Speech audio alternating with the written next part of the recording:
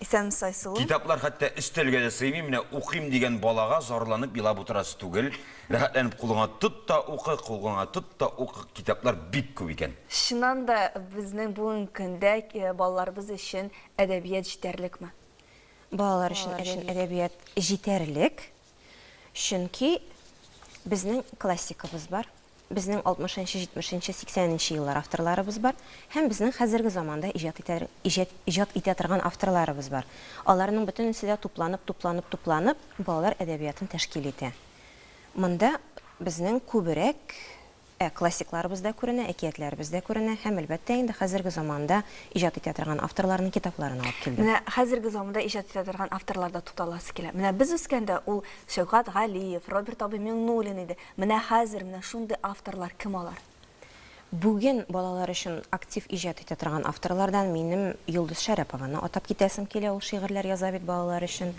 Таһир Шәмсуаровны атыйсым килә. Нурзия Мирхазова дигән авторыбыз бар, Түбән Камада яши торган, ул балалар өчен шигырьләр дә яза, ул балалар өчен хикәяләр дә яза. Проза өлкәсендә иҗат итүчеләрдән әлбәттә инде менә Алмаз Гыймадиев монда күренеп тора. Рөстәм Галиуллин, аның балалар өчен юмористик хикәяләре шулай ук, һәм Алина Бикмуллина. Менә булар әле безнең күптән түгел генә чыккан китаплардан. Ул шулай ук мәктәп тормышына, яшь-үсмерләр тормышына багышланган юмористик хикәяләр яза торган авторларыбыздан. Димәк, лаеклы алмаш бар, Аллаһка шөкер. Әлегә бар. Әлегә димәк инде була күрсен. Ә менә нинди жанр, нинди әдәбиятка кытлык бар бүген көндә? Әдәбият тәнкыйтьчеләренең әйтүенә караганда, безнең нәкъ менә яшь-үсмерләр өчен әдәбият.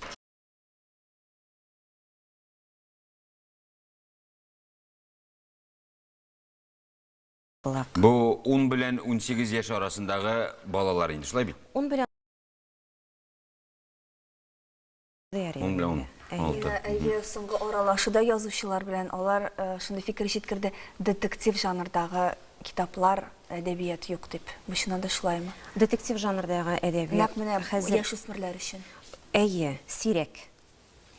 Яшь-үсмерләр өчен детектив жанрындагы әдәбият ул элек тә булмагандыр. Барыбер элек инде безнең өлкән, урта һәм өлкән яшьтәге мәктәп балаларына дип чыгарыла иде китаплар. Һәм шундый маркировкасында чыккан китаплар арасында Мәхсүм Насыйбуллинның детектив хикәяләре чыга иде. Балалар көне булгач инде балалар хакында булдыр тагын соравыбыз. Шулай да менә махсус балалар өчен чыккан китаплар арасында кайсы басманы, ниндирәк теманы яратып алалар, һәм сезнең балалар белән аралашу, әңгәмә, кайтаваз бармы китапларга карата?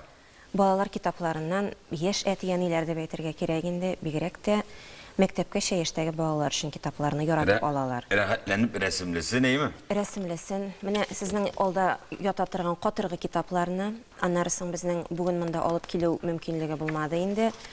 Балалар өчен музыкаль китаплар чыгарган идек бит. Туп-туп-тубыбыз дигән ул безнең сатылып бетте, ул безнең юк хәзер кибеттә дә, складта да юк, үземдә дә калмаган ул минем. Хәзер безнең быел балалар өчен 4 кнопкалы китап чыгачак. Аның берсе Үч кыз татар халык әкияте, икенчесе Батулла бабайның үзе укуындагы Койрыксыз бака дигән әкият, һәм 2 шигырьләр китабы. Аның берсе Мәрзия Фәйзуллина, менә син укып үскән, мин укып үскән, Алмаз да укып үскәндер анаймы? Шуның китабы, анда безнең җырда булачак, Нәни Шибиләр дигән Шибиләр зарядкасы дигән, һәм җавап Шибиләр? Юк, Нәни Шибиләр барсы да сары майка кигәннәр дигәне. Һәм Җават Тәрҗемановның Йомшак су, Йөгрек су дигән китаплары, шундый кнопкалы китапларыбыз чыгачак. Алла бирсә, менә аларны көтеп торабыз инде. Мин никтер Тукайыбызны алалар дип уйлаган идем. Иң еш сатыла торган китаплар, миңа калса Тукайныкыдыр. Иң еш, иң күп сатыла торган китаплар, алар гомуми Тукайныкы. Анда безнең балалар өчен китаплары да бар, аның зурлар өчен китаплары да бар, томлыклары да бар, 2 телдә чыкканнары да, 3 телдә чыкканнары да. Ул бөтен сатыла торган китаплар арасында Тукай әлбәттә. Габдулла безне һаман ашата дип әйтте дибрәм. Шулай, бу сүзләрдә хаклык бар. Роберт Миңнуллинны бик яратып алалар. Менә хәзер табадан чыгучы китаплар кайсыларын менә көтәләр, зарыгып көтәләр. Әдәбият сөючеләр. Зарыгып көтә торганнары әлбәттә табадан төшкән китаплар, музыкаль китаплар.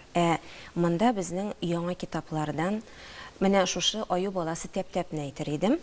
Бу китап безнең инде урысча әйтеп әйтәбез инде, без моны вырубка дип әйтәбез. Ул менә шундый фигуралы рәвештә киселеп ясалган китап. Бу беренче Карлыгач Салават күпере журналы белән берлектә эшләнгән китап. китапның авторы Гөлнара Хайдарова, ул берничә ел нәшриятта да эшләгән. Хәзер ул Салават күперендә эшли, Салават күперенең авторларыннан берсе. Менә алар Салават күпере журналын хәтерләгән булгансыздыр инде, бәлки аның бит хәзер төрле номерлары төрлечә. Кайсысында песи, кайсысында кәрҗин, кайсысында сумка. Бер журналларын алар менә шу аю белән эшләгәннәр иде. Без аны китап итеп ясадык, үзгәртеп ясадык. Һәм мондый киселгән китапларыбыз безнең шактый күп булачак әле. Лилия Нуриеваның китабы чыгып килә Дәванидә кунакта дигән. Һәм ул китапның үзенчәлеге тагын анда QR-код Лилияның шигырьләренә җибәрәчәк. Аудио китапка дип әйтергә кирәк. Таһир Шәмсуларов шулай булып чыгачак. Җырчы шикерткәләр дип атала ул безнең.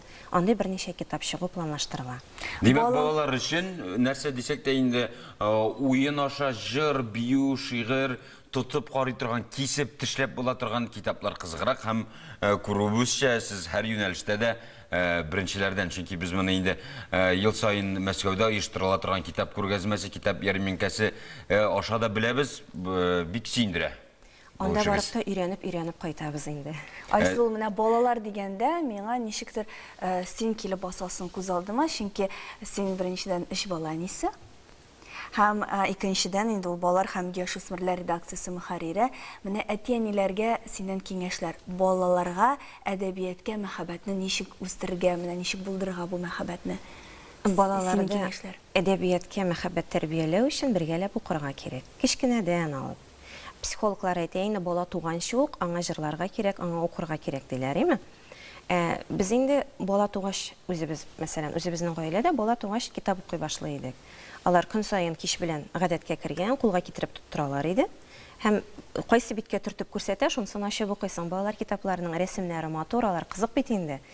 Нинди рәсем ошый, шуннан чыгып сайлыйлар. Аннары соң инде эчтәлегенә карап сайлый башладылар. Хәзер әлбәттә минем балалар зур инде, алар үзләре укыйлар. Хәзер үзләре укып сезне йоклаталар. Әгәр дә укырга бер дә хәлең булмаса, Луиза Татарстан китап нәшриятының сайтына кирип, рәхәтләнеп, аудио язмаларны куя аласың, төнне буе бара. Уларга да мөмкин әлбәттә. Рәхмәт, кунакка килеп, менә шулай матур әңгәмә өчен сиңа бик зур рәхмәт. Чакырганыгыз өчен рәхмәт.